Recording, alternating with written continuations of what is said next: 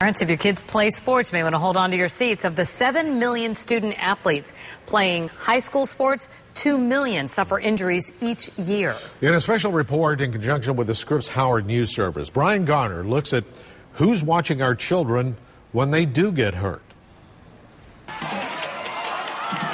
From the time he was a boy, J.P. Pariba was drawn to football. He played safety for Martin County High, and he remembers quite clearly the play that changed his life. There was only 2 minutes left in the game. We were blowing them out 20-0. While making a tackle, he got sandwiched between two players. Two helmets hit him at once. Oh, I had no idea. I thought the worst it could be was I cracked a rib or something. Team trainer Barry O'Rourke rushed to treat him. He was having referred pain to his shoulder, so that usually says that there's something more going on. That something more was a ruptured spleen. JP was bleeding internally. He was airlifted to St. Mary's, where he received a life-saving blood transfusion. If I didn't have a trainer, I might not be here right now. Come on, man, you got to get that up a little higher. O'Rourke has worked as an athletic trainer for 25 years. He sees dozens of students a day at Martin County's 3 high schools. Most of the time it's bruises and sprains, but sometimes more serious injuries to the head and neck. He's got to make tough decisions. That's the hard part. All these kids want to play. They all want to play,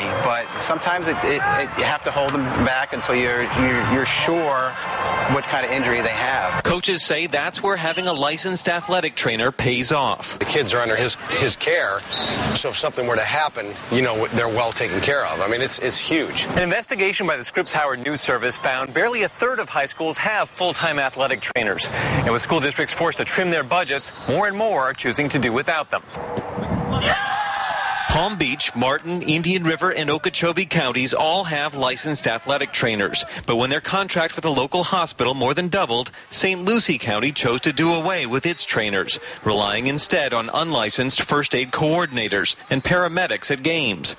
The Scripps investigation shows student athletes are 2 to 3 times more likely to get injured at practice than they are at games. Everything's safety-oriented. Yeah. Safety, safety, safety, safety. Yeah. Then you turn around and you turn the kids loose in a contact sport with nobody watching them. It makes no sense. J.P. Pariba gave up football his senior year to focus on his studies. But he says he's glad when he took the field, there was someone looking out for him. He saved my life. That's how I take it. In Stewart, Brian Garner, WPTV, News Channel 5.